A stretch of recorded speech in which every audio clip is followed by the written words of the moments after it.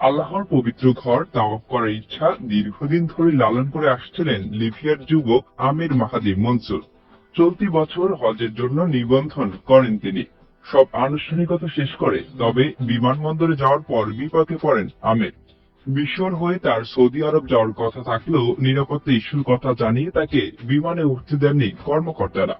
এক পর্যায়ে আমিরকে ছাড়াই টেক অফ করে বিমানটি। যদিও আল্লাহর উপর থেকে বিশ্বাস আর কাবাঘর তাওয়াফ করার ইচ্ছা তখনও হারাননি আমির। কর্মকর্তাদের জানান হজের নিয়ত তিনি করেছেন, তাই অবশ্যই মক্কায় যাবেন। এরপরই ঘটে বিস্ময়কর এক ঘটনা। যান্ত্রিক ত্রুটির কারণে ফিরে আসে ওই বিমানটি। টেক আপের পর আবারও উড্ডয়নের জন্য প্রস্তুত হয় বিমানটি। তবে এবারও তাতে উঠতে দেওয়া হয়নি আমিরকে।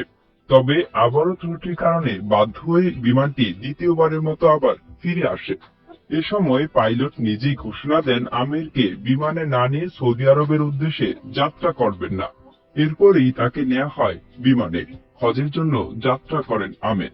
সৌদি পৌঁছে হজ পালনকারী এই যুবক একটি ভিডিও বার্তা বলেন, আমার আনন্দের ভাষায় প্রকাশযোগ্য নয়। আল্লাহ তার কুদরত দেখিয়েছেন।